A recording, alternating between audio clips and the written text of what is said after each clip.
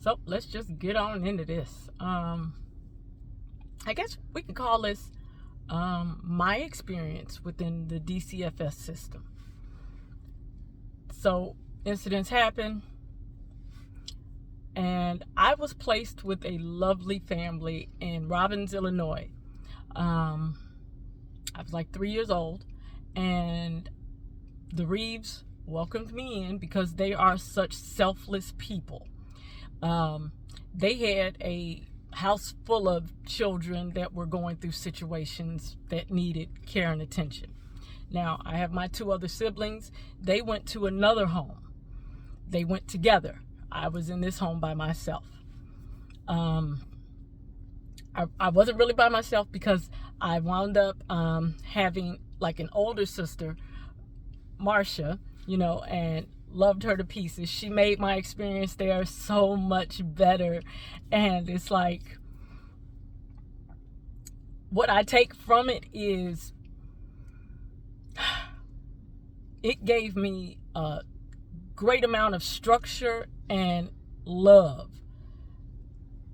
When I tell you, these people were so just amazing. Mr. and Mrs. Reeves were amazing.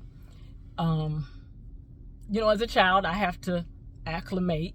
And, when we are torn out of our normal, our bodies respond. So let's say I peed in the bed until I was like 10 or 11, somewhere in there.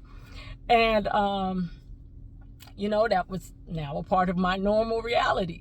And, but I learned new. I'm so nervous. I'm so uncomfortable. But, this was my new life. So wake up in the morning, do whatever you do in the bathroom, go eat breakfast, and then we did our chores. And then we worked outside. When I tell you, they had a full-on garden. I never even knew that I was vegetarian. That they were vegetarian. I never knew it because it was just food to me. But they had a whole garden. I mean, we got cabbage, we got greens, we got string beans, tomato, everything. They even had corn stalks. That's how Mr. Reeves built that house with his 2 hands. And then after he raised his children, they opened their house up to other children. And if I don't know what more, those are like walking little angels, I guess. So we did the chores and everything. One day I'm going to describe this house to you guys, maybe when I come back. But right now, I'm just telling you how my 3-year-old mind was. It was just all over the place. And so I'm 3. I'm learning. I don't do ages well. So I came back to my mother at 3rd grade. 3rd grade, I came back. Until then, I'm there. We went to church a lot. They were Seventh-day Adventists. I don't know if that's Baptist or what. I don't know what it is. I know it's Seventh-day Adventists, and we went to church on Saturday. But we also went to church on Mondays and sometimes Wednesdays and sometimes Fridays. Saturday church was a whole day event. We would go to church at 8 in the morning. We'd leave at around 1 o'clock, go home, have some lunch, come back to church till about 7 o'clock. And Saturday was taken up with church. Then you had Sunday. Sunday was a day of rest, and we could not watch television until that sun went down. I don't know why. It was a part of the religion. I'm not complaining about it because it worked. We were outside playing until we could come in the house and, watch Archie Bunker or MASH or something, And, what was I even talking about? I did not have a bad experience. I love these people so much, and they gave me so much love. After I returned home to my mother and my supposed family, I didn't feel that same welcome. I didn't get that. Did not feel that at all.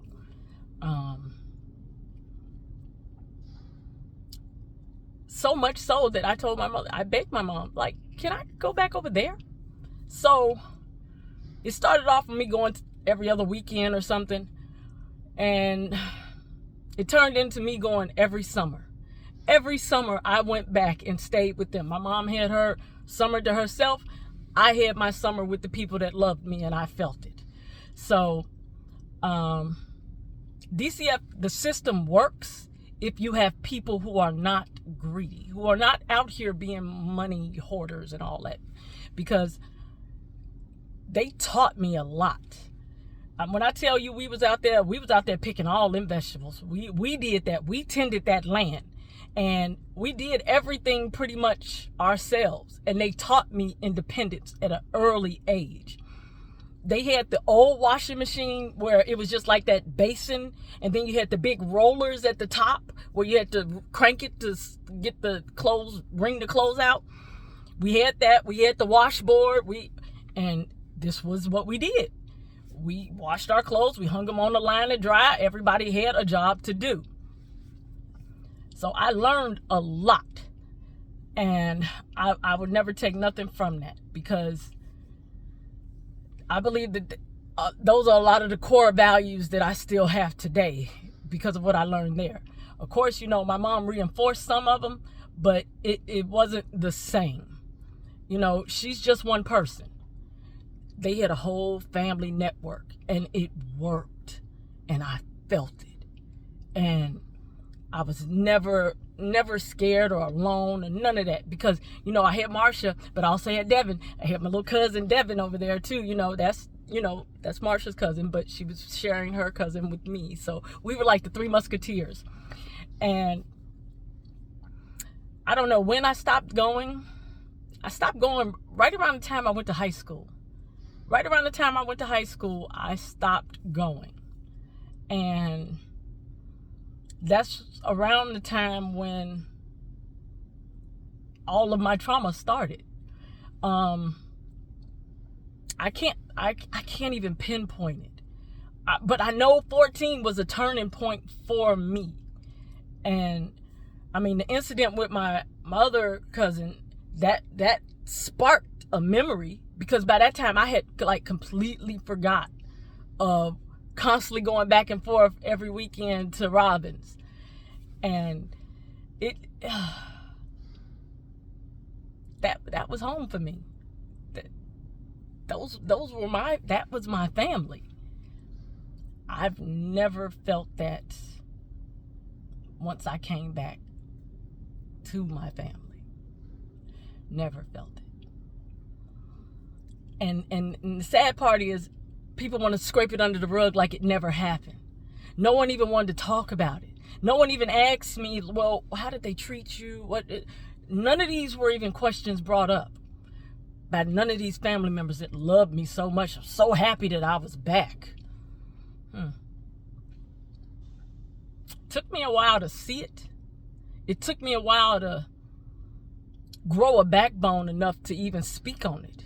Because all these adults around, and not one person was religious enough. Let's go on with that one. None of them, they weren't religious at all. None of them. Because even if you are religious, and I'm not religious, I don't believe in it, because I believe most religions are kind of cults. Because they want you to, no, that you want me to try to force somebody else to see my viewpoint. That's why I've always just been spiritual. I am not religious.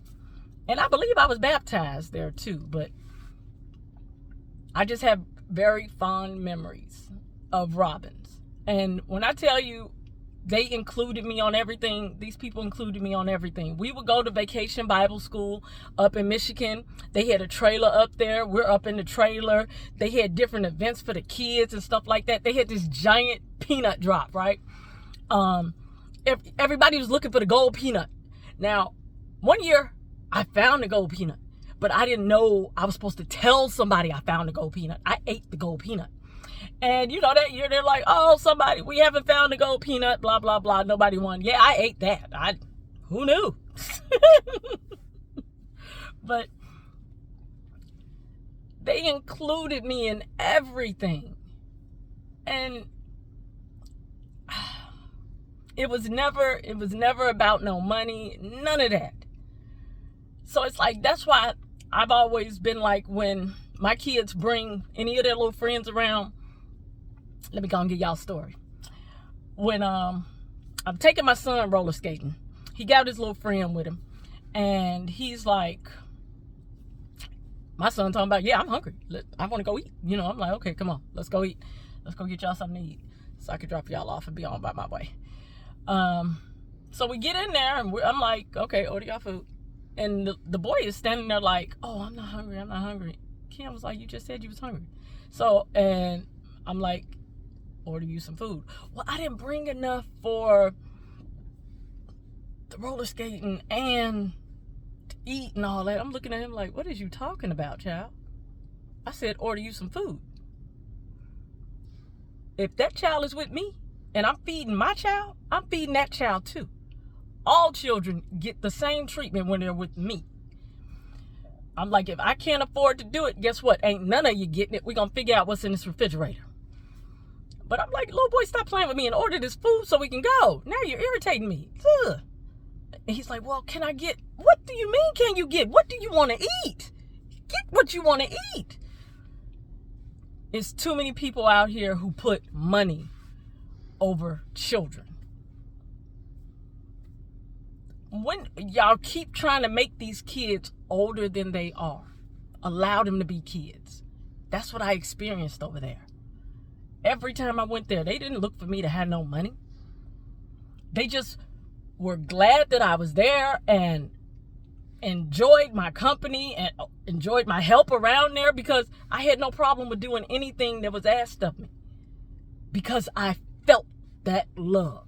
I felt that pull. These people were amazing. And they were amazing enough that I wanted to go back every summer. I wanted to be with them more than I wanted to be with the family that I supposedly blood.